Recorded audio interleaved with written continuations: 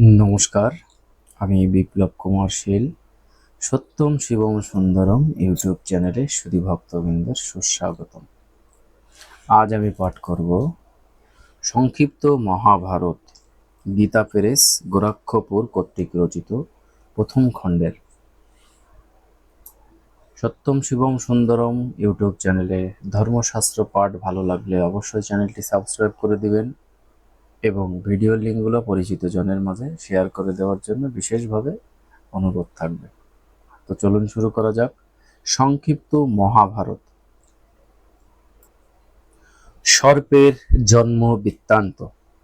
শ্রী শৌনক জিজ্ঞাসা করলেন, সুত নন্দন উগ্রশ্রবা, আপনি আমাকে আস্তিক ঋষির কথা বলুন, যিনি জন্মেজয়ের সর্বযজ্ঞের নাগরাজ তক্ষককে রক্ষা করেছিলেন। আপনার মুখনিসৃত ভাষা অত্যন্ত মধুর এবং শ্রুতিনন্দন।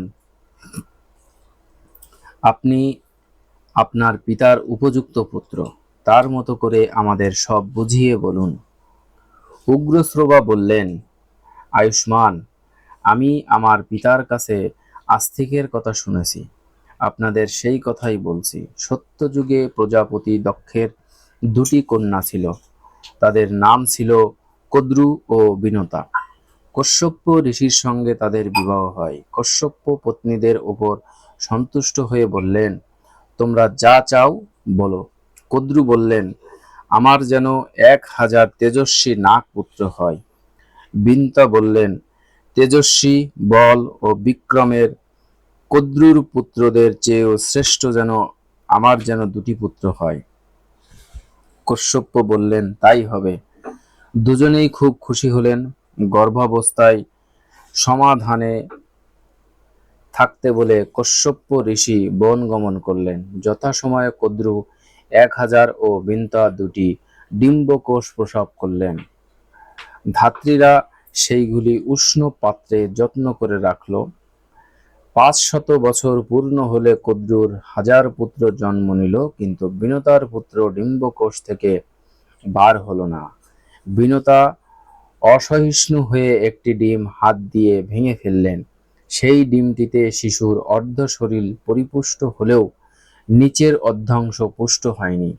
নবজাত শিশু ক্রোধ পরবশ হয়ে মাকে অভিশাপ দিল, মা, তুমি লোভবশত আমার অর্ধপুষ্ট শরীরকে ডিম থেকে বের করেছো, তাই তুমি 500 বছর ধরে তোমার সতীনে যাকে তুমি হিংসা করো তার দাসী হয়ে থাকবে।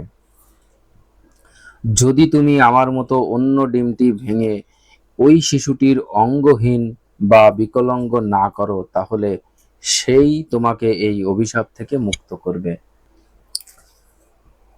তোমার যদি এমন আশা থাকে যে তোমার অন্য পুত্র বলশালী হোক, তাহলে তুমি ধৈর্য সহকারে 500 বছর প্রতীক্ষা করে থাকো।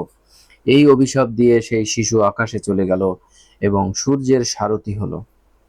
প্রাতকালে রক্তবর্ণ তারই ছটা, তার নাম হলো অরুণ।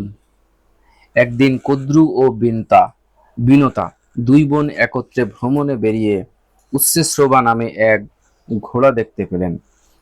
এই অশ্বরত্ন সমুদ্রে অমৃত মন্থনে উৎপন্ন হয়েছিল এবং সমস্ত অশ্বের মধ্যে শ্রেষ্ঠ, বলবান, বিজয়ী, সুন্দর, অজর, দিব্য এবং সর্বসুলক্ষণ যুক্ত ছিল। তাকে দেখে 2 বোন নিজেদের মধ্যে আলোচনা করতে লাগলেন। শ্রী শৌনক জিজ্ঞাসা করলেন, সুতনন্দন, দেবতারা অমৃত মন্থন কোথায় এবং কেন করেছিলেন? উচ্চশ্রবা অমৃত মন্থনে কিভাবে উৎপন্ন হলো?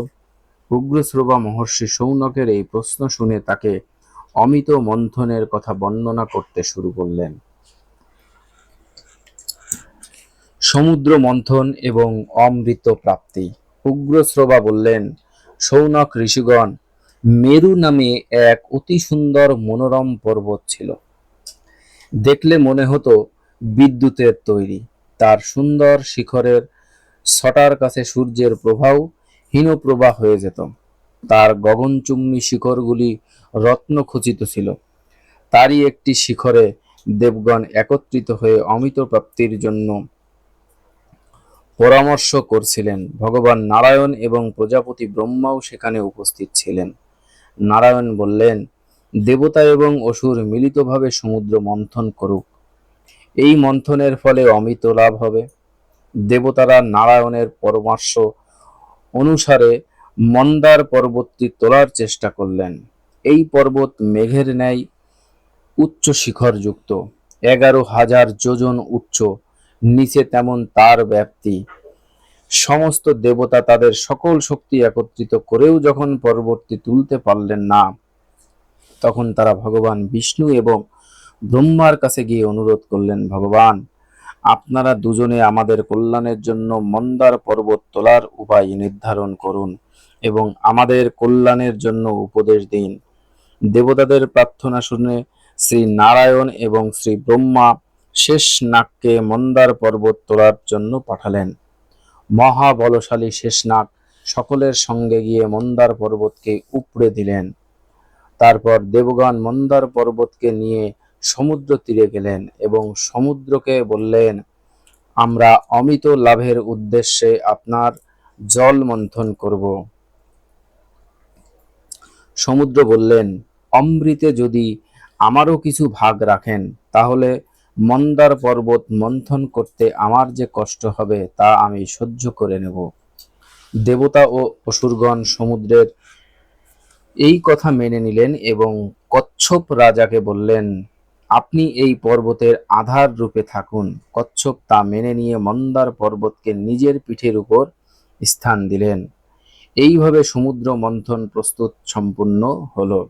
এইভাবে দেবতা ও অসুরগণ মন্দার পর্বতকে মন্থন দণ্ড এবং বাসুকী নাগকে রজ্জুর মতো ব্যবহার করে সমুদ্র মন্থন করতে আরম্ভ করলেন।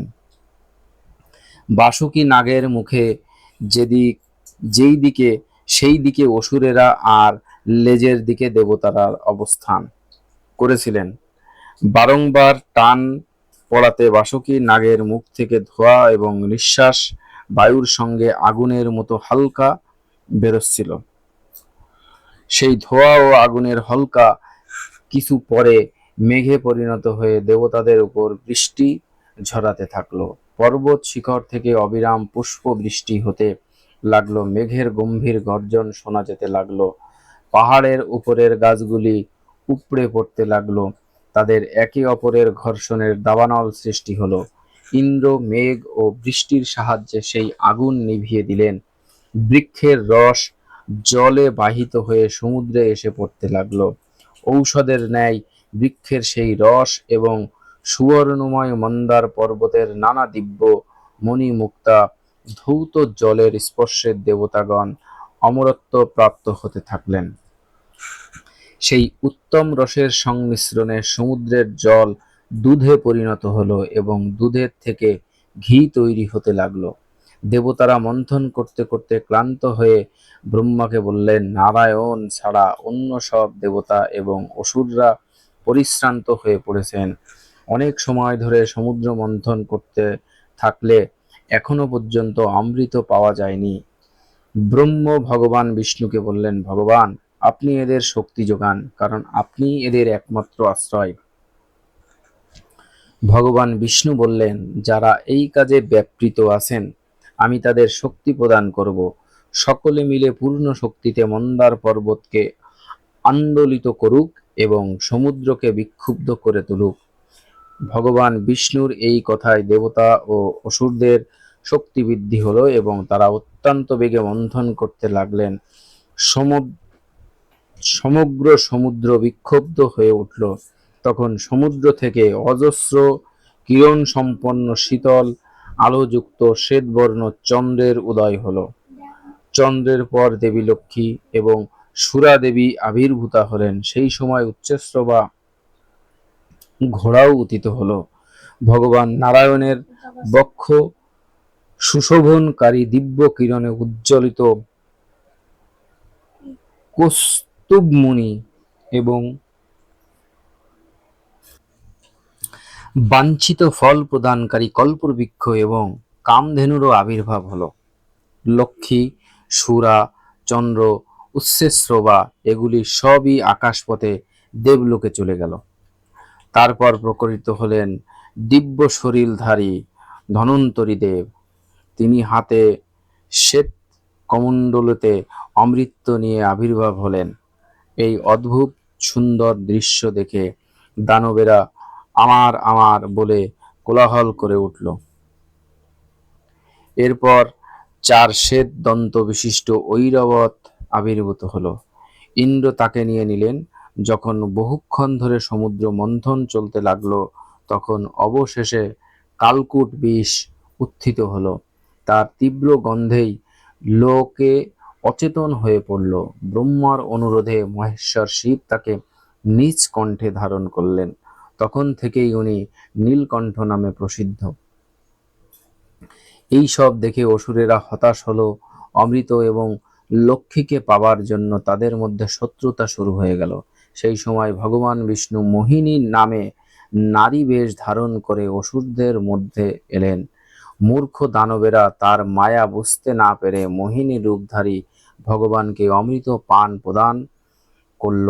সেই সময় তারা মোহিনী রূপে মোহিত হয়ে গিয়েছিল। ভগবান বিষ্ণু এইভাবে মোহিনী রূপ ধারণ করে দৈত্য দানবদের কাছ থেকে অমৃত হরণ করে আনলেন এবং তা দেবতাদের মধ্যে বন্টন করে দিলেন। সেই সময় রাহু নামক এক অসুর দেবরূপ ধারণ করে দেবতাদের মধ্য থেকে অমৃত পান করছিল, কিন্তু অমৃত তার কণ্ঠ পর্যন্ত পৌঁছবার আগেই সূর্য এবং চন্দ্র তাকে চিনে ফেললেন। ভগবান বিষ্ণু অতি সত্বর তার চক্র রাহুর মাথা থেকে দেহ আলাদা করে দেন। পর্বত শিখরের মতো বৃহদাকার রাহুর মস্তক আকাশে উঠে গর্জন করতে লাগলো, আর তার দেহটি পৃথিবীতে পড়ে সমস্ত কিছু কম্পিত করে ছটফট করতে লাগলো। তখন থেকেই রাহু চন্দ্র ও সূর্যের স্থায়ী শত্রু হয়ে বিরাজ করতে লাগলো। অমৃত পরিবেশন করার পর ভগবান বিষ্ণু তার মোহিনী রূপ ত্যাগ করলেন এবং অস্ত্র শস্ত্রে দ্বারা মাঝে মাঝে অসুরদের ভীত সন্ত্রস্ত করতে লাগলেন। সমুদ্রের তটে দেবতা ও অসুরদের মধ্যে ভয়ঙ্কর যুদ্ধ শুরু হয়ে গেল। নানা প্রকার অস্ত্র বর্ষণ করতে লাগলো। বিষ্ণুর চক্রের আঘাতে অসুরেরা রক্তাক্ত হতে লাগলো, আবার কোনো অসুর গদা বা খড়গের আঘাতে ঘায়েল হতে থাকলো। চারদিক থেকেই মার মার প্রবল হুঙ্কার শোনা যেতে লাগলো। এইরূপ ভয়ঙ্কর যুদ্ধ যখন হচ্ছিল, তখন ভগবান বিষ্ণু 2 রূপ নর ও নারায়ণ সেখানে উপস্থিত হলেন। নরের দিব্য ধনুক দেখে নারায়ণ তার চক্রের স্মরণ করলেন। তখনই আকাশে সূর্যের ন্যায় তেজস্বী গোলাকার এক চক্র উপস্থিত হলো। ভগবান নারায়ণ দ্বারা চালিত হয়ে চক্র শত্রু মধ্যে ঘুরে ঘুরে কালাগ্নির ন্যায় শত সহস্র অসুর সংহার করতে লাগলেন। অসুরেরাও পাথরের আঘাতে দেবতাদের আহত করতে লাগলেন, কিন্তু নর ও নারায়ণের বীরত্বের অসুরগণ ক্রমশ কোণঠাসা হয়ে পৃথিবী ও সমুদ্রের গুহা কন্দলে লুকিয়ে পড়লেন। দেবতাদের জয় হলো। মন্দার পর্বতকে সম্মানে তার নিজ স্থানে নিয়ে রাখা হলো। সকলে যার যার স্থানে ফিরে গেল। দেবতা এবং ইন্দ্র তাদের সুরক্ষার যুদ্ধ করার জন্য নরকে অমৃত দিলেন। এই হলো সমুদ্র মন্থনের কাহিনী। কদ্রু ও বিনতার কাহিনী এবং গরুলের জন্ম। উগ্রশ্রবা বললেন, শৌনক ঋষিগণ অমৃত মন্থনের কথা, যাতে উচ্চশ্রবা ঘোড়ার উৎপত্তির কথা বলা হয়েছে, তা আপনাদের শুনিয়েছি। ওই উচ্চশ্রবা ঘোড়াকে দেখে কদ্রু বিনতাকে বললেন, বোন, তাড়াতাড়ি বলো তো এই ঘোড়া কি রঙের? বিনতা বললেন, বোন, এই অশ্বরাজ সাদা রঙের। তোমার কি রং বলে মনে হয়? কদ্রু বললেন, ঘোড়ার রং সাদাই, কিন্তু এর লেজটি কালো রঙের। এসো, এই নিয়ে আমরা বাজি ধরি। যদি তোমার কথা ঠিক হয়, তাহলে আমি তোমার দাসী হয়ে থাকব, আর আমার কথা ঠিক হলে তুমি আমার দাসী হবে।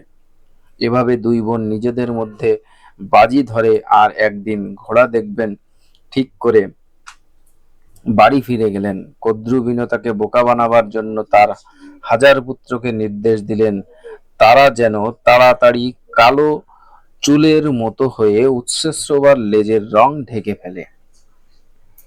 না হলে তাকে বিনতার দাসী হয়ে থাকতে হবে।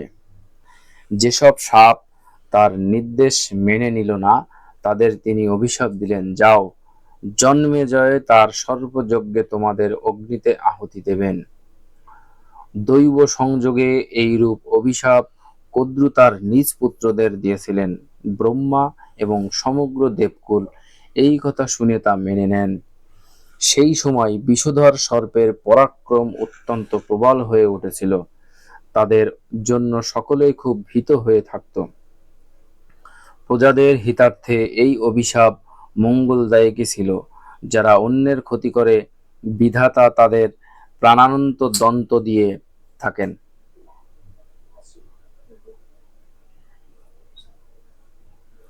এই বলে ব্রহ্মা কদ্রুর প্রশংসা করলেন।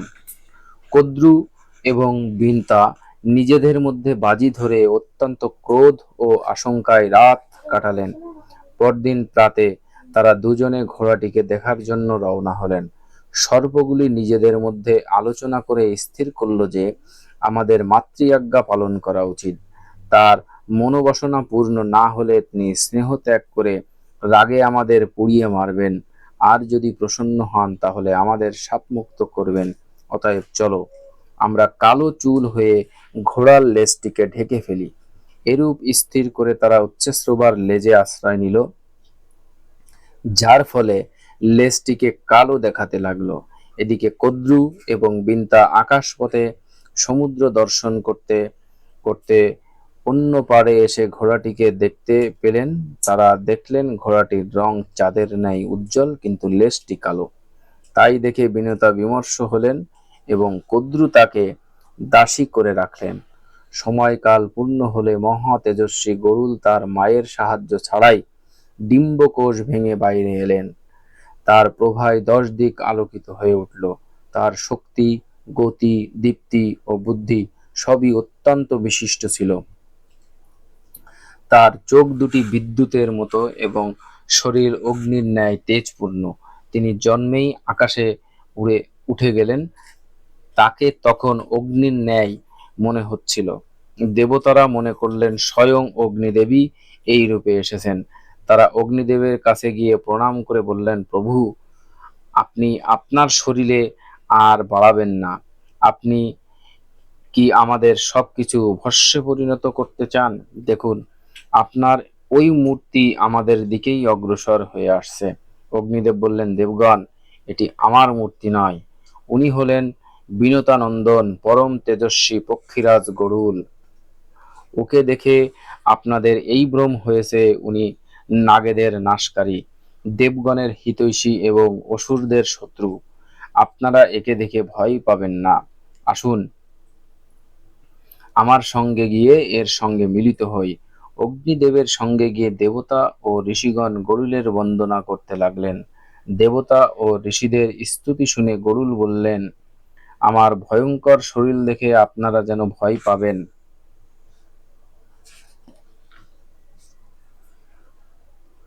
না। আমি আমার এই দেহ এবং তেজ সংবরণ করছি। তখন সকলে খুশি হয়ে ফিরে এলেন। একদিন বিনতা তার পুত্রের কাছে বসেছিলেন। কদ্রু তাকে ডেকে বললেন, সমুদ্রের মধ্যে নাগেদের এক দর্শনীয় স্থান আছে, আমাকে সেখানে নিয়ে চলো। তখন বিনতা কদ্রুকে এবং মাতৃআজ্ঞায় গরুল সর্পদের কাঁধে নিয়ে সেই স্থানে রওনা হলেন। গরুল অনেক উপর দিয়ে যাচ্ছিল। সূর্যের প্রখর তাপে সর্পেরা অচেতন হয়ে পড়ল। কদ্রু ইন্দ্রের কাছে অনুরোধ করে সমস্ত আকাশ মেঘাচ্ছন্ন করে দিলেন। বৃষ্টি হওয়ায় সবাই খুশি হলেন। তারা অভীষ্ট স্থানে গিয়ে লবণ সাগর, মনোহর বন ইত্যাদি দর্শন করে যথেষ্ট বিহার করলেন এবং অনেক খেলাধুলার পর গরুলকে বললেন, তুমি আকাশপথে আসার সময় অনেক সুন্দর দ্বীপ নিশ্চয় দেখেছ। আমাদের তার কোনো এক স্থানে নিয়ে চলো। গরুর চিন্তিত হয়ে মাকে জিজ্ঞাসা করলেন, মা, আমাকে কেন এদের আদেশ মানতে হবে? বিনতা বললেন, বাবা, এই সাপেদের ছলনায় আমি বাজি হেরে দুর্ভাগ্যবশত আমার সতীন কদ্রুর দাসী হয়েছি। মায়ের দুঃখে গরুলও দুঃখিত হলেন। তিনি সাপেদের বললেন, সর্পগণ, ঠিক করে বলো, আমি তোমাদের জন্য কি নিয়ে আসব। তোমাদের কি জানার আছে? তোমাদের কি উপকার করতে পারি, যাতে মাকে আর আমাকে তোমাদের দাসত্ব থেকে মুক্তি দেবে?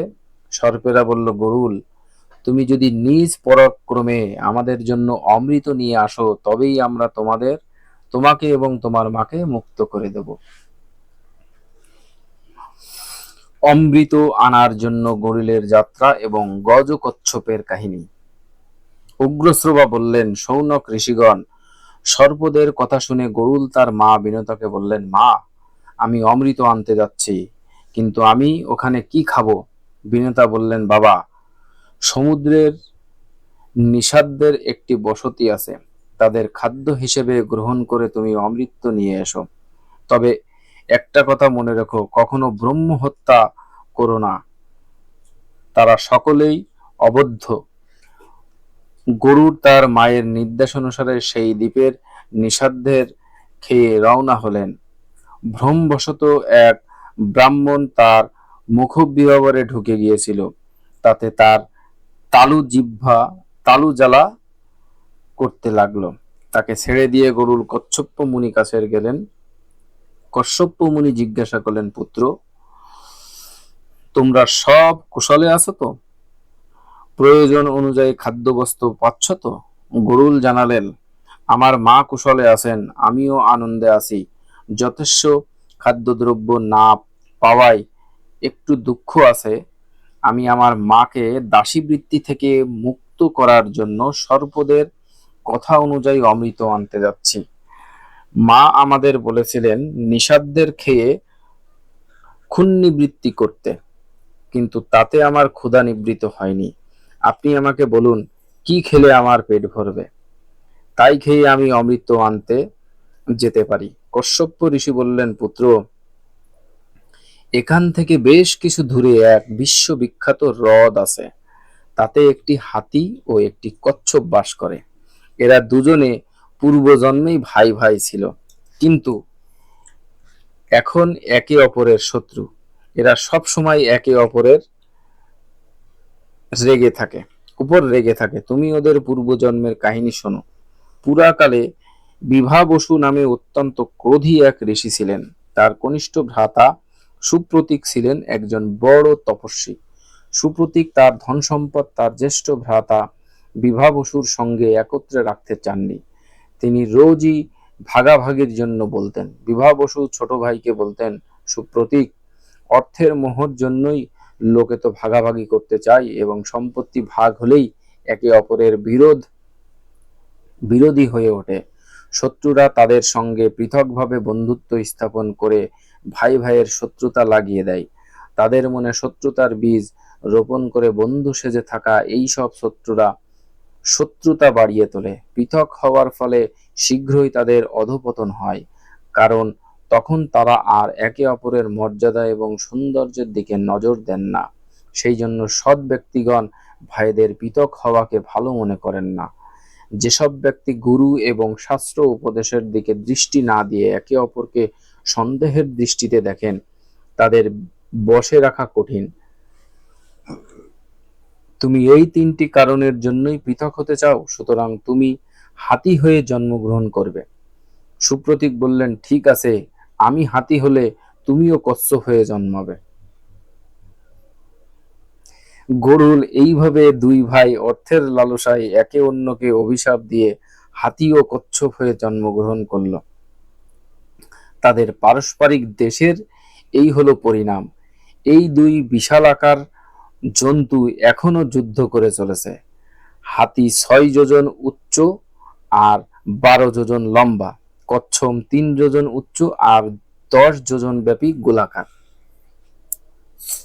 এরা দুজনেই দুজনের প্রাণ হরণ করতে চায়। তুমি এই দুই ভয়ঙ্কর জন্তুকে খেয়ে ফেলো, তারপর অমৃত নিয়ে এসো। কশ্যপ ঋষির আদেশপ্রাপ্ত হয়ে গরুল সেই সরোবরে গেলেন। তিনি তার এক নখে হাতি ও অন্য নখে কচ্ছপকে ধরে আকাশের অনেক উঁচু দিয়ে অলম্ব তীর্থে পৌঁছালেন। সেইখানে সুবর্ণগিরির উপরে অনেক দেবদারু হাওয়ায় দুলছিল। তারা গরুলকে দেখে ভয় পেল, কি জানি এর ধাক্কায় আমরা না উৎপাটিত হই।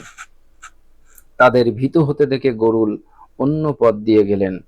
সেদিকে এক বৃহদাকার বটবৃক্ষ ছিল। বটবৃক্ষ গরুলকে মনের ন্যায় তীব্র বেগে উঠতে দেখে বললেন, তুমি আমার 100 যোজন ব্যাপী লম্বিত শাখায় আরোহণ করে হাতি ও কচ্ছপ ভক্ষণ করো।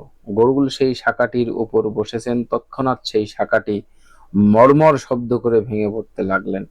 গরুল পড়ে যেতে যেতে সেই শাখাটি ধরে নিলেন এবং আশ্চর্য হয়ে দেখলেন বালখিল্য নামক ঋষিগণ সেই শাখা ধরে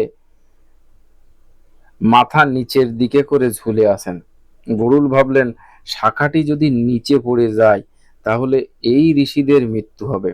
তিনি তাড়াতাড়ি তার ঠোঁট দিয়ে ডালটি ধরে নিলেন আর হাতি ও কচ্ছপকে নখে ধরে উঠতে লাগলেন।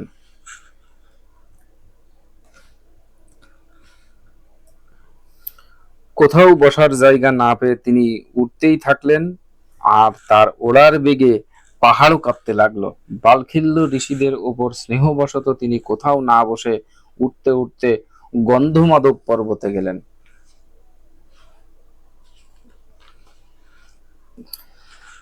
তাকে সেই অবস্থায় দেখে কশ্যপ ঋষি বললেন, হঠাৎ করে যেন কোনো সাহস দেখতে যেও না, দেখাতে যেও না। সূর্য কিরণ পান করে তপস্যা করছেন যেসব বালখিল্য ঋষি, তারা যেন ক্রুদ্ধ হয়ে তোমাকে ভস্ম করে না ফেলে। গরুলকে এই কথা বলে কশ্যপ ঋষি তপসিদ্ধ বালখিল্য ঋষিদের কাছে অনুরোধ জানালেন, হে তপোধনগণ, গরুল প্রজাদের হিতার্থে এক মহৎ কাজ করতে চায়, আপনারা ওকে অনুমতি দিন। বালখিল্য ঋষিগণ তার অনুরোধ স্বীকার করে বটবৃক্ষের শাখা পরিত্যাগ করে তপস্যা করার জন্য হিমালয়ে চলে গেলেন। গরুল তখন সেই শাখাটি ফেলে দিয়ে পর্বত শিখরে বসে হাতি ও কচ্ছপ ভক্ষণ করলেন। খাওয়া শেষ করে গরুল পর্বতের সেই শৃঙ্গ থেকেই আরো উপরে উঠতে লাগলেন। সেই সময় দেবতারা দেখলেন তাদের ওখানে ভয়ঙ্কর উৎপাত শুরু হয়েছে। দেবরাজ ইন্দ্র বৃহস্পতির কাছে গিয়ে বললেন, ভগবান, এখানে নানা প্রকার ঝামেলা হচ্ছে কেন? এমন কোন শত্রু দেখছি না যে আমাকে হারাতে পারে। বৃহস্পতি বললেন, ইন্দ্র, তোমার অপরাধ ও প্রমাদবশত এবং মহাত্মা বালখিল্য ঋষিদের তপের প্রভাবে বিনতানন্দন গরুল এখানে আসছেন অমৃত নিয়ে যাবার জন্য। তিনি আকাশে স্বচ্ছন্দে বিচরণ করতে পারেন এবং ইচ্ছানুসারে রূপ ধারণ করতে পারেন। ইনি নিজ শক্তি দ্বারা অসাধ্য সাধন করতে সক্ষম। তার অমৃত হরণ করার যথেষ্ট শক্তি আছে। বৃহস্পতির কথা শুনে ইন্দ্র অমৃত রক্ষাকারীদের সতর্ক করে বললেন, দেখো, পরম পরাক্রমশালী পক্ষীরাজ গরুর অমৃত নিয়ে যাবার জন্য এখানে আসছেন, সাবধানে থেকো, তিনি যেন অমৃত নিয়ে যেতে না পারে। ইন্দ্র সহ সমস্ত দেবতা অমৃত রক্ষা করার জন্য সেটিকে ঘিরে রইলেন। গরুল সেখানে পৌঁছালে তার পাখার হাওয়ায় এত ধুলো উড়ল যে সব দেবতার চোখ ধুলোয় বন্ধ হয়ে গেল। ধুলোয় ঢেকে গিয়ে তারা একেবারে কিংকর্তব্য বিমূঢ় হয়ে পড়লেন। চোখ খারাপ হয়ে যাবার রক্ষকেরা ভয় পেয়ে গেল। তারা কিছুক্ষণ পর্যন্ত গরুলকে দেখতেই পেলেন না। সমস্ত স্বর্গ বিক্ষুব্ধ হয়ে উঠল। ঠোঁট ও ডানার আঘাতে দেবতাদের শরীর জর্জরিত হয়ে গেল। ইন্দ্র বায়ুকে নির্দেশ দিলেন, তুমি এই ধুলার পরদা সরিয়ে দাও, এসব তোমার কাজ। বায়ু ইন্দ্রের নির্দেশ পালন করলেন। চারিদিকে আবার পরিষ্কার হলে দেবগণ গরুলকে আঘাত করতে লাগলেন। গরুল উঠতে উঠতে গর্জন করতে লাগলেন এবং তাদের আঘাত সহ্য করে অনেক উপরে উঠে গেলেন। দেবতাদের শস্ত্রাঘাতে গরুল একটিও বিচলিত হননি। তিনি তাদের আক্রমণ বিফল করে নিজ ঠোঁট ও পাখার আঘাতে দেবতাদের শরীর ক্ষতবিক্ষত করে রক্তাক্ত করে দিলেন। দেবতারা ভীত হয়ে চারিদিকে ছড়িয়ে পড়লেন। এরপর গরুল ক্রমশ অগ্রসর হয়ে দেখলেন অমৃতের চারিদিকে আগুন জ্বলছে। গরুল তখন নিজ শরীরের 8,100 মুখ সৃষ্টি করে বহু নদীর জল সেই সব মুখে পান করলেন, তারপর অগ্নির উপর দিয়ে উড়ে গেলেন। সেই জলে অগ্নি শান্ত হলে তখন নিজ শরীর ক্ষুদ্র করে এগিয়ে গেলেন।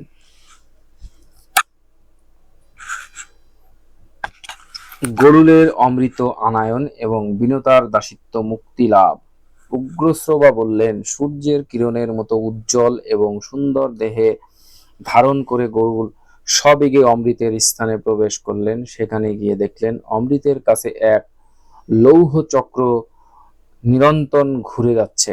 তার ধারগুলি তীক্ষ্ণ এবং তাতে বহু অস্ত্র সন্নিবেশিত হয়ে রয়েছে। সেই ভয়ঙ্কর চক্র সূর্য এবং অগ্নির ন্যায় প্রভা সম্পন্ন। সেটি অমৃত রক্ষার জন্য নিযুক্ত ছিল। গরুল সেই চক্রের মধ্যে প্রবেশ করার রাস্তা খুঁজতে লাগলেন। তিনি নিজ দেহে অত্যন্ত ছোট করে মুহূর্তের মধ্যেই চক্রের একটি ফাঁক দিয়ে ভেতরে ঢুকে গেলেন। ভেতরে গিয়ে তিনি দেখলেন দুটি ভয়ঙ্কর বিষধর সর্প অমৃত রক্ষায় নিযুক্ত। তাদের জিভ এবং চোখ লকলক করছে, শরীর আগুনের মতো দীপ্তমান। তাদের দৃষ্টিতে যেন বিষ ঝরে পড়ছে। গরুল ধুলো ছুঁড়ে তাদের চোখ অন্ধ করে দিলেন। চঞ্জু ও ডানার ঝাপটায় তাদের ক্ষতবিক্ষত করে দিয়ে অত্যন্ত দ্রুত বেগে অমৃত নিয়ে উড়ে চললেন। তিনি নিজে অমৃত পান করলেন না, আকাশপথে উঠতে উঠতে সর্পদেবের কাছে চললেন। আকাশপথে তার সাথে ভগবান বিষ্ণুর দর্শন লাভ হলো। গরুলকে অমৃত পানের কোনো লোভ নেই জেনে ভগবান বিষ্ণু অত্যন্ত প্রসন্ন হয়ে বললেন, গরুল, আমি তোমাকে বর দিতে চাই। তোমার ইচ্ছা অনুযায়ী বর নাও। গরুল বললেন, আপনি আমাকে আপনার ধ্বজাতে রাখুন। আপনার অমৃত পান না করেও আমি যেন অমর হই। ভগবান বললেন, তথাস্তু। গরুল বললেন, আমিও আপনাকে কিছু দিতে চাই। আপনার যা ইচ্ছা চেয়ে নিন।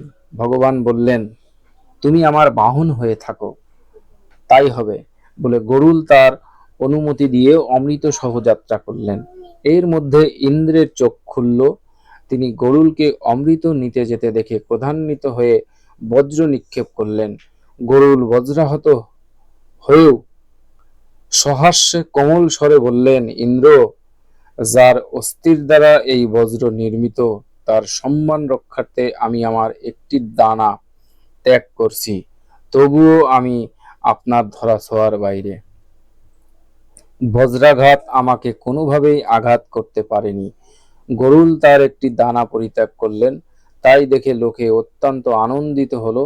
তারা বলতে লাগলেন, এই ডানাটি যার, সেই পক্ষীর নাম সুপর্ণ রাখা হোক। ইন্দ্র চমকিত হয়ে ভাবলেন, এই পরাক্রমশালী পক্ষী ধন্য। তিনি গরুলকে ডেকে বললেন, পক্ষীরাজ, আমি আপনার শক্তি সম্পর্কে জানতে এবং আপনার সঙ্গে বন্ধুত্ব স্থাপনে ইচ্ছুক। গরুল বললেন, দেবরাজ, আপনি চাইলে আপনার মধ্যে বন্ধুত্ব বজায় থাকবে। নিজের শক্তির সম্বন্ধে আর কি বলবো? নিজ মুখে নিজের গুণের কথা বলে প্রশংসা সৎপুরুষের দৃষ্টিতে ঠিক নয়। আপনি আমাকে বন্ধু ভেবে জিজ্ঞাসা করেছেন, তাই আপনাকে জানাচ্ছি যে পর্বত, বন, সমুদ্র সহ সমগ্র পৃথিবী এবং তার উপরে স্থিত আপনাদের আমি নিজের এক ডানাতেই উঠিয়ে বিনা পরিশ্রমে উঠতে সক্ষম। ইন্দ্র বললেন, আপনার কথা সম্পূর্ণ সত্য। আপনি আমার ঘনিষ্ঠ বন্ধু হন। আপনার নিজের যদি প্রয়োজন না থাকে তাহলে এই অমৃত আমাদের দিয়ে দিন, কারণ আপনি এই অমৃত যাদের দেবেন তারা আমাদের অনেক কষ্ট দেবে। গরুল বললেন, দেবরাজ, অমৃত নিয়ে যাওয়ার এক বিশেষ কারণ আছে। আমি এই অমৃত কাউকে পান করতে দিতে চাই না। আমি যেখানে নিয়ে গিয়ে এই অমৃত রাখব, আপনি সেখান থেকে এটি তুলে আনবেন। ইন্দ্র অত্যন্ত সন্তুষ্ট হয়ে বললেন, গরুল, আপনি আমার কাছ থেকে খুশি মতো বর প্রার্থনা করুন। তখন গরুলের সর্পদেব দ্বারা মাকে দেওয়া কষ্টের কথা এবং তার দুঃখ দুর্দশার কথা মনে পড়ল। তিনি তাই ইন্দ্রের কাছে বললেন, এই বলশালী সর্পগুলি যেন আমার খাদ্য হয়। দেবরাজ ইন্দ্র বললেন, তথাস্তু। ইন্দ্রের কাছ থেকে বিদায় গ্রহণ করে গরুড় সর্পদেব এর কাছে এলেন। তার মা ও সেখানে ছিলেন। তিনি খুশি ভরে সর্পদেবদের বললেন, এই নাও, আমি তোমাদের জন্য অমৃত নিয়ে এসেছি, কিন্তু তাড়াহুড়ো করো না। আমি কুশাসনের উপর এটি রাখছি। তোমরা স্নান করে পবিত্র হয়ে এটি খাবে।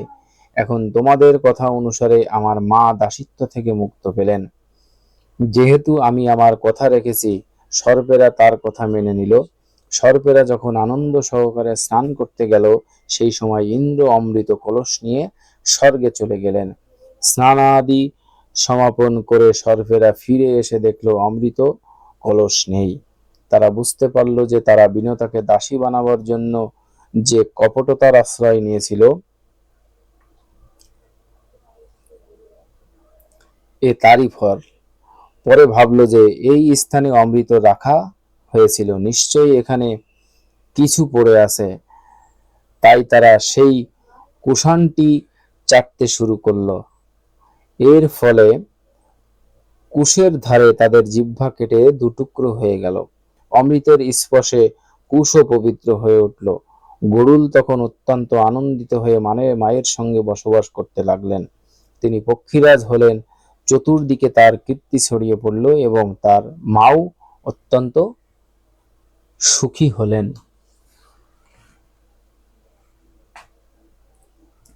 শেষনাগের বরপ্রাপ্তি এবং মায়ের অভিশাপ থেকে রক্ষা পাওয়ার জন্য সর্পদের আলোচনা। শৌনক জিজ্ঞাসা করলেন, সুতনন্দন, সর্পেরা যখন জানতে পারল যে মাতা কদ্রু তাদের অভিশাপ দিয়েছেন, তখন তারা কি তা নিবারণের জন্য কি করল? উগ্রশ্রবা বললেন, সেই সর্পদের মধ্যে শেষনাগও ছিলেন। তিনি কদ্রু ও অন্যান্য সাপেদের ছেড়ে দিয়ে কঠিন তপস্যা শুরু করলেন। তিনি শুধু হাওয়া খেয়ে তার ব্রত পালন করতেন। ইন্দ্রিয়াদি বশীভূত হয়ে গন্ধমাধব, বদরিকাশ্রম, গোকর্ণ, হিমালয় ইত্যাদি তরাইয়ের তিনি একান্তে বাস করতেন এবং পবিত্র তীর্থ ও ধাম পরিক্রমা করতেন। ব্রহ্মা দেখলেন শেষনাগের শরীরের মাংস, ত্বক এবং শিরা উপশিরা শুকিয়ে গেছে। তার এই ধৈর্য এবং তপস্যা দেখে তিনি শেষনাগের কাছে গেলেন এবং বললেন, শেষনাগ, তুমি তোমার তীব্র তপস্যা দ্বারা প্রজাদের কেন সন্তপ্ত করছো? কি উদ্দেশ্যে তুমি এই ভীষণ তপস্যা করছো? প্রজাদের হিতার্থে কিছু করছো না কেন?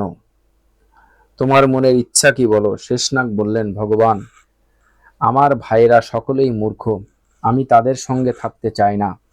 আপনি আমার এই ইচ্ছাটি পূর্ণ করুন। এরা একে অন্যের সঙ্গে শত্রুর ন্যায় ব্যবহার করে। বিনতা এবং তার পুত্র গরুলকে এরা হিংসা করে। আমি তাই ওদের থেকে পৃথক হয়ে তপস্যা করছি। বিনতানন্দন গরুলও আমাদের ভাই। আমি তপস্যা দ্বারা এই দেহ ত্যাগ করব, কিন্তু আমার চিন্তা এই যে মৃত্যুর পরেও না আমাকে ওদের সঙ্গে থাকতে হয়। ব্রহ্মা বললেন, শেষ, আমি তোমার ভাইদের কীর্তি সবই জানি। মাতৃ আদেশ লঙ্ঘন করে এরা খুবই বিপদে পড়েছে। তুমি ওদের কথা বাদ দিয়ে তোমার জন্য কি চাও বলো। আমি তোমার উপর সন্তুষ্ট হয়েছি, কারণ সৌভাগ্যবশত তোমার বুদ্ধি ধর্মে অটল রয়েছো। তোমার বুদ্ধি যেন সর্বদা এমনই থাকে। শেষনাগ বললেন, পিতামহ, আমি সেই বরই চাই যাতে আমার বুদ্ধি, ধর্ম, তপস্যা এবং শান্তিতে যেন সংলগ্ন হয়ে থাকে। ব্রহ্মা বললেন, শেষনাগ, আমি তোমার ইন্দ্রিয় ও মনোসংযমে অত্যন্ত সন্তুষ্ট হয়েছি। আমার আদেশে তুমি প্রজাদের হিতের জন্য এক কাজ করো। এই পৃথিবীর সমস্ত পর্বত, বন, সমুদ্র, গ্রাম, মন্দির ও নগর সহ হিল্লোলিত হচ্ছে। তুমি একে এমনভাবে ধারণ করে থাকো যাতে এই পৃথিবী অচল হয়ে বিরাজ করে। শেষনাগ বললেন, আপনি সকল প্রজার স্বামী এবং সমর্থ। আমি আপনার আদেশ পালন করব। আমি পৃথিবীকে এমনভাবে ধারণ করে থাকব যাতে এটি হিল্লোলিত না হয়। আপনি এটি আমার মস্তকের উপর স্থাপন করুন। ব্রহ্মা বললেন, শেষনাগ, পৃথিবী তোমাকে পথ দেবে, তুমি এর ভেতরে ঢুকে পড়ো। তুমি এই পৃথিবীকে ধারণ করে আমার অত্যন্ত প্রিয় কাজ করবে। ব্রহ্মার নির্দেশ অনুসারে শেষনাগ ভূগর্ভে প্রবেশ করলেন এবং নিচে চলে গিয়ে সমুদ্র বেষ্টিত পৃথিবীকে চতুর্দিক থেকে ঘিরে তাকে মাথার উপর তুলে নিলেন। তিনি তখন থেকে স্থির হয়ে অবস্থান করতে লাগলেন। ব্রহ্মা তার ধর্ম, ধৈর্য ও শক্তির প্রশংসা করে নিজ স্থানে ফিরে গেলেন। মায়ের অভিশাপ শুনে বাসুকী নাগ অত্যন্ত চিন্তিত হলেন। তিনি ভাবতে লাগলেন কি করে এর প্রতিকার করা যায়। তিনি ভাইদের সঙ্গে গিয়ে পরামর্শ করতে লাগলেন। বাসুকী বললেন, ভাইগণ, তোমরা জানো যে মা আমাদের অভিশাপ দিয়েছে। আমাদের ভেবেচিন্তে তার প্রতিকারের উপায় বার করতে হবে। সব অভিশাপের প্রতিকার হতে পারে, কিন্তু মায়ের অভিশাপের কোনো প্রতিকার ভেবে পাচ্ছি না। আমাদের এখন আর সময় নষ্ট করা উচিত নয়। বিপদ আসার আগেই তার উপায় বের করলে কাজ হতে পারে। তখন সমস্ত বুদ্ধিমান ও চালাক সর্পরা ঠিক ঠিক বলে চিন্তা ভাবনা করতে লাগলেন। কোনো নাগ বলল, চলো আমরা ব্রাহ্মণ সেজে জন্মেজয়ের কাছে গিয়ে অনুরোধ করি যেন তিনি এই যজ্ঞ না করে। কেউ আবার বলল, আমরা মন্ত্রী হয়ে তাকে পরামর্শ দেব যাতে এই যজ্ঞ হতে না পারে। কেউ বলল, তারা পুরোহিতকেই দংশন করব যাকে তিনি মৃত্যু মুখে পতিত হন আর যজ্ঞ বন্ধ হয়ে যায়। ধর্মাত্মা এবং দয়ালু নাগেরা বলল, সি সি সি, ব্রহ্ম হত্যা করার কথা ভাবা অত্যন্ত মূর্খতা ও অশুভ বুদ্ধির পরিচায়ক। বিপদের সময় একমাত্র ধর্মই রক্ষা করে। ধর্মের আশ্রয় নিলে সমস্ত জগতেরই সর্বনাশ হয়। অধর্মের আশ্রয় নিলে সমস্ত জগতেরই সর্বনাশ হয়। কিছু নাগ বলল, আমরা বৃষ্টি হয়ে যজ্ঞের আগুন নিভিয়ে দেব। কেউ বলল, আমরা যজ্ঞ সামগ্রী চুরি করে নেব। কেউ বলল, আমরা লাখ লাখ ব্যক্তিকে দংশন করব। সবশেষে সর্পেরা বলল, হে বাসুকী, আমরা সকলে মিলে এর থেকে বেশি আর কিছু ভাবতে পারছি না। এখন আপনি যা ভালো বোঝেন তাড়াতাড়ি করে তাই করুন। বাসুকী বললেন, তোমাদের কোনো পরামর্শই আমার মনোমতো নয়। এই সব চিন্তার মধ্যে কোনো সদ্বুদ্ধি নেই। চলো আমরা পিতা কশ্যপের কাছে যাই, তাকে প্রসন্ন করে তার নির্দেশ অনুসারে কাজ করব। আমাদের যাতে মঙ্গল হয় সেইভাবেই কাজ করা উচিত। আমি তোমাদের সকলের চেয়ে বড়, তাই ভালো মন্দের দায়িত্বও আমার। তাই আমি খুব চিন্তায় আছি। এদের মধ্যে এলাপত্র নামে এক নাগ ছিল। সে সব সর্প এবং বাসুকী আলাপ আলোচনা শুনে বলল, ভাই সব, এই যজ্ঞ বন্ধ করা অথবা জন্মেজয়কে রাজি করানো সম্ভবপর নয়। আমাদের ভাগ্যের দোষ ভাগ্যের ওপরই ছেড়ে দেওয়া উচিত। অন্যের সাহায্যে কিছু হয় না। এই বিপদ থেকে বাঁচার উপায় আমি বলছি, আপনারা মনোযোগ দিয়ে শুনুন। মা যখন এই অভিশাপ দিচ্ছিলেন, আমি তখন ভয় পেয়ে তার কোলে লুকিয়েছিলাম। সেই ভীষণ অভিশাপ শুনে দেবতারা ভগবান ব্রহ্মার কাছে গিয়ে বললেন, ভগবান, কঠিন হৃদয় কদ্রু ছাড়া এমন কোনো নারী নেই যিনি নিজ সন্তানকে এই রূপ ভয়ঙ্কর শাপ দিতে পারেন।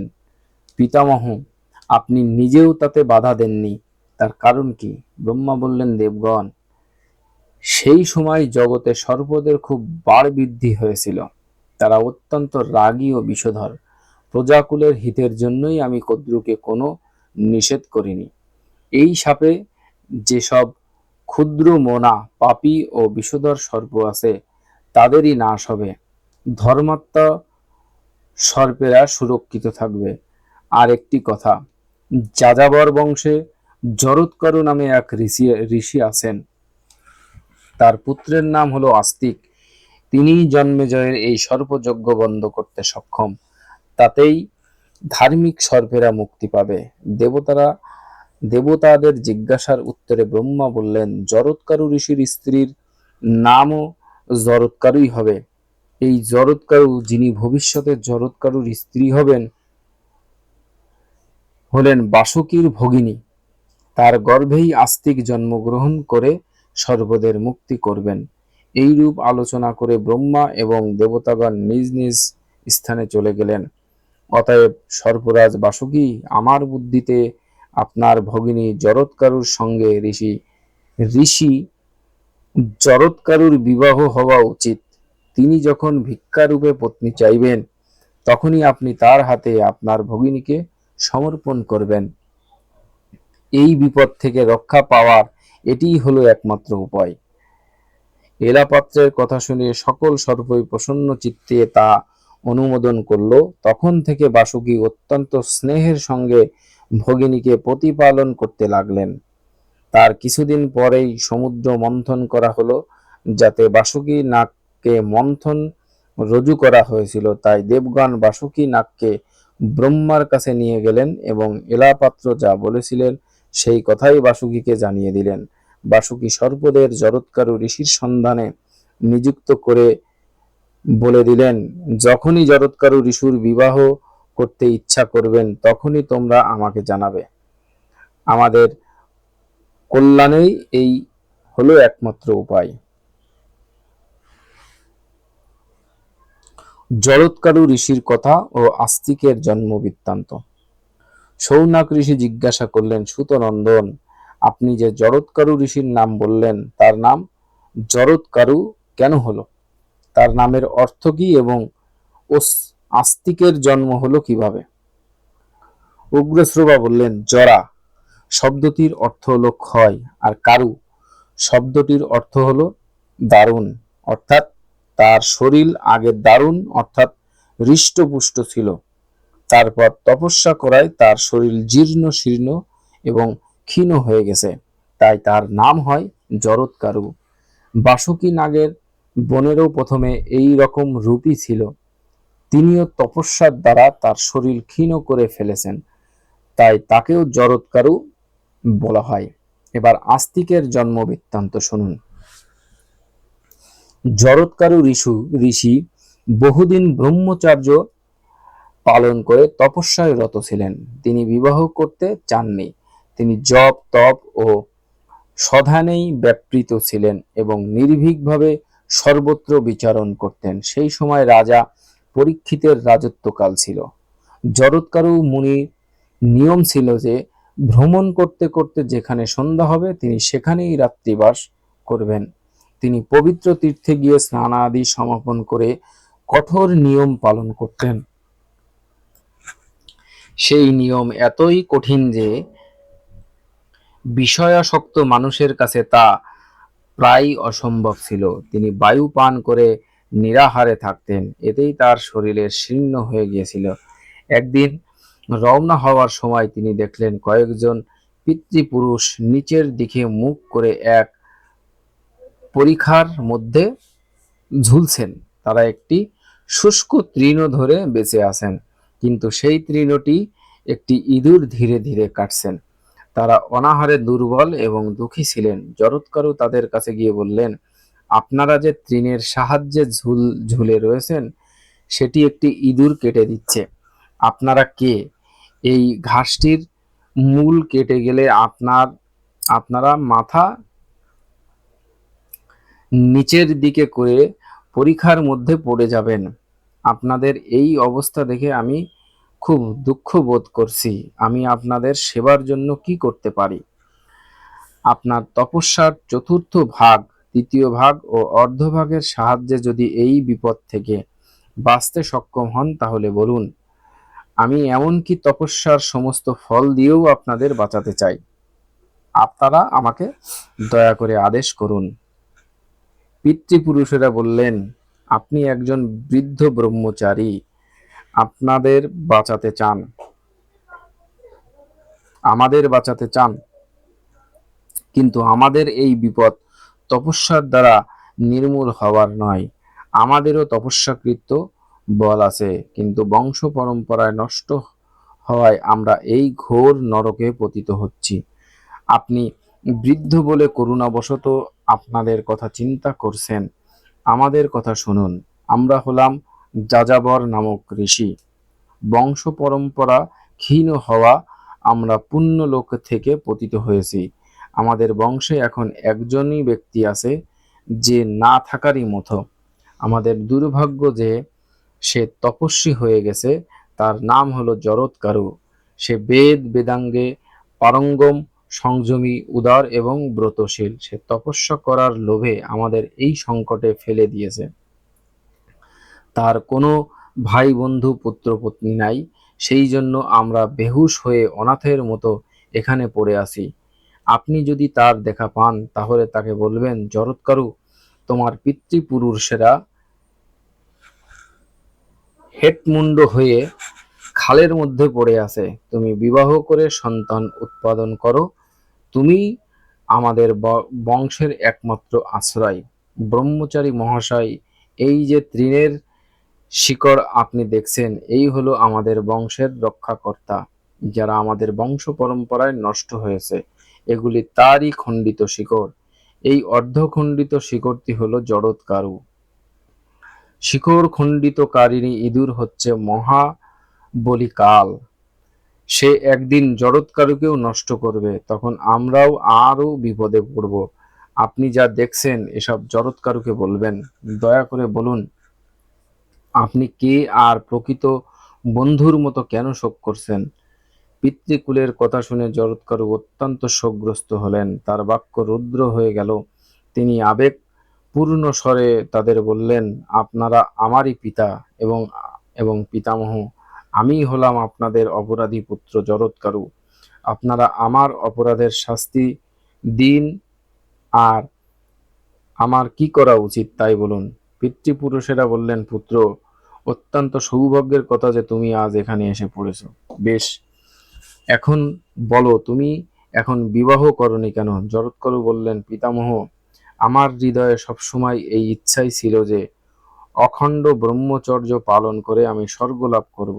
আমি সংকল্প করেছিলাম যে আমি কখনো বিবাহ করব না, কিন্তু আপনাদের এইভাবে ঝুলতে দেখে আমি ব্রহ্মচর্যের সিদ্ধান্ত বদল করছি। আপনাদের জন্য আমি নিশ্চয়ই বিবাহ করব। ভিক্ষালব্ধ কোনো কন্যা, যার নাম আমারই নামেই হবে।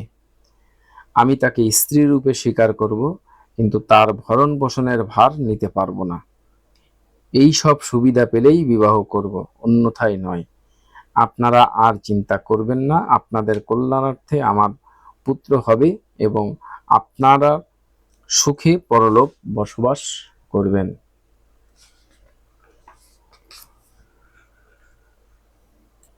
জরৎকারু তার পিতৃকুলকে কথা দিয়ে পৃথিবীতে বিচরণ করতে লাগলেন, কিন্তু একে তো তাকে বৃদ্ধ মনে করে কেউ কন্যা সমর্পণ করতে চাইল না, আর দ্বিতীয়ত তার অনুরূপ কন্যা পাওয়াও যাচ্ছিল না। তিনি হতাশ হয়ে বনে প্রবেশ করে পিতৃপুরুষের হিতার্থে ধীরে ধীরে 3 বার বলতে লাগলেন, আমি একটি কন্যা প্রার্থনা করছি। এখানে যে সব চর অচর গুপ্ত প্রকটিত প্রাণী আছেন, আমার কথা শুনুন। আমি আমার পিতৃপুরুষের দুঃখ দূর করার জন্য তাদের প্রেরণায় একটি কন্যাকে ভিক্ষা চাইছি, যার আমার নামে নাম, যাকে ভিক্ষা হিসেবে আমাকে প্রদান করা হবে এবং যার ভরণ পোষণের ভার আমার উপর থাকবে না। এইরূপ কন্যা আমাকে প্রদান করুন। বাসুকী নাগের নিযুক্ত সর্প জরৎকারু ঋষির এই কথা শুনতে পেয়ে বাসুকীর কাছে গেলেন এবং বাসুকী অতি শীঘ্রই তার ভগিনীকে নিয়ে এসে জরৎকারুর হাতে ভিক্ষারূপে প্রদান করলেন। জরৎকারু ঋষি তার নাম না জেনে এবং ভরণ পোষণের ভার নিতে হবে কিনা না জেনে নিজের প্রতিজ্ঞা রাখতে তাকে বিবাহ করতে রাজি হচ্ছিলেন না।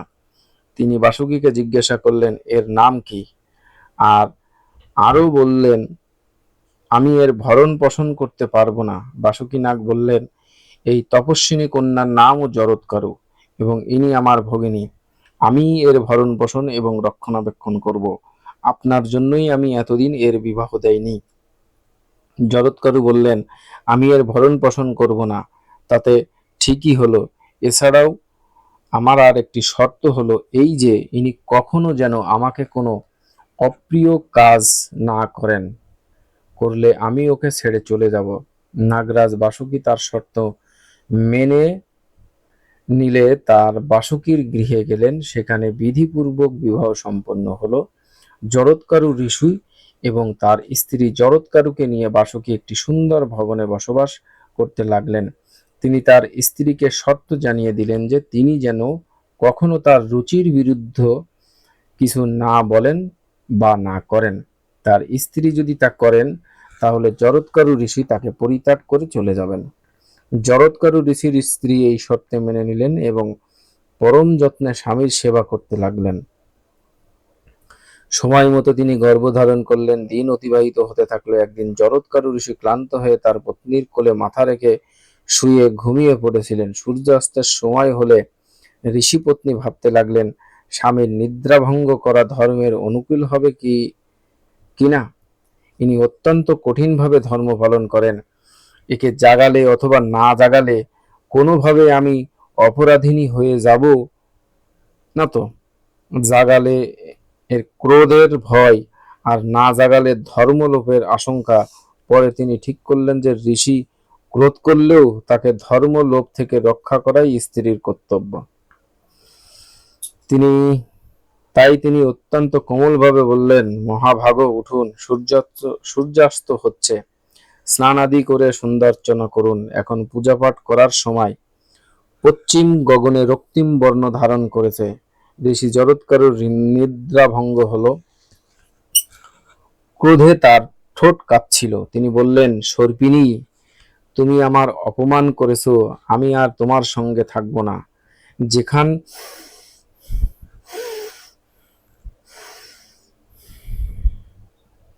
যেখান থেকে এসেছিলাম সেখানে চলে যাব। আমি নিশ্চিতভাবে জানতাম আমি ঘুমিয়ে থাকলে সূর্য কখনোই অস্ত যেতে পারে না। অপমানিত হয়ে থাকা সম্ভব নয়। এখন আমি চললাম।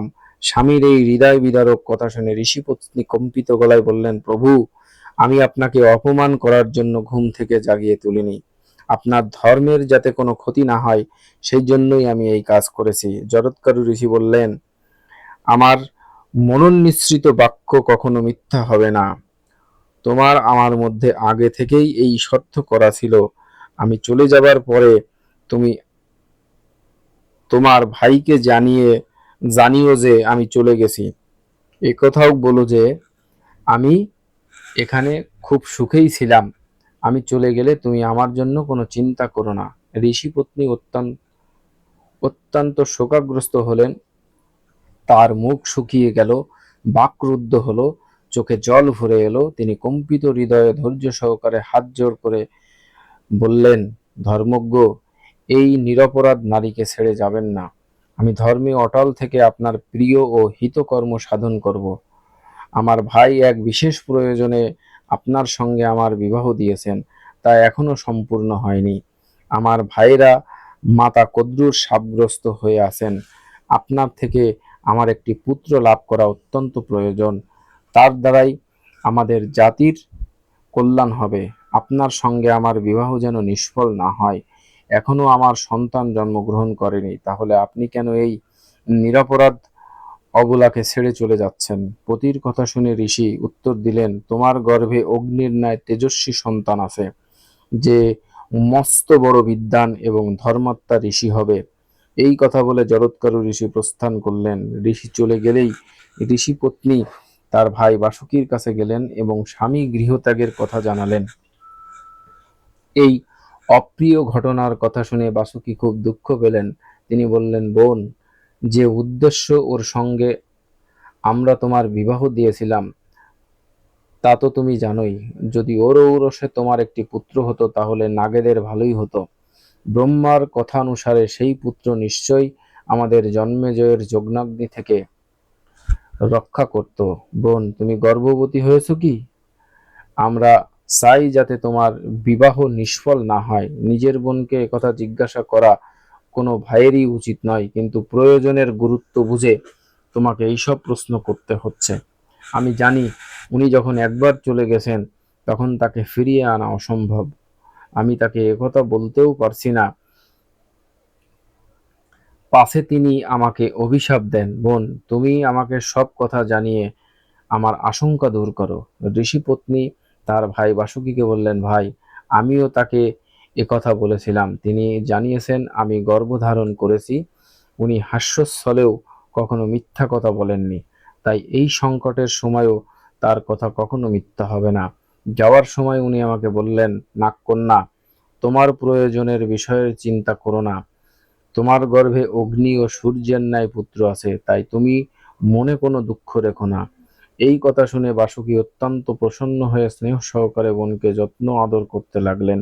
আর ঋষিপত্নীর গর্ভে শুক্লপক্ষে চাঁদের মতো সেই সন্তান বৃদ্ধি হতে লাগলো। যথাসময়ে বাসুকীর বোন জরৎকারুর গর্ভ থেকে এক দিব্য কুমার জন্মগ্রহণ করলেন। তার জন্ম নেওয়ায় তার পিতৃ ও মাতৃ উভয় কুলের ভয় দূর হলো। ক্রমশ বড় হলে তিনি চব্বন মুনির কাছে বেদ অধ্যয়ন করলেন। সেই ব্রহ্মচারী বালক বয়স থেকেই অত্যন্ত বুদ্ধিমান ও সাত্ত্বিক ছিলেন। তিনি মাতৃগর্ভে থেকে থাকার সময় তার পিতা তার সম্পর্কে বলেছিলেন, অস্থি আছে, অস্থি, তাই তার নাম হলো আস্তিক। নাগরাজ বাসুকী তাকে অত্যন্ত স্নেহ ও সতর্কতার সঙ্গে পালন করতে লাগলেন। অল্প সময়ের মধ্যেই সেই বালক ইন্দ্রের ন্যায় বিশাল হয়ে নাগেদের হর্ষ বৃদ্ধি করতে লাগলেন।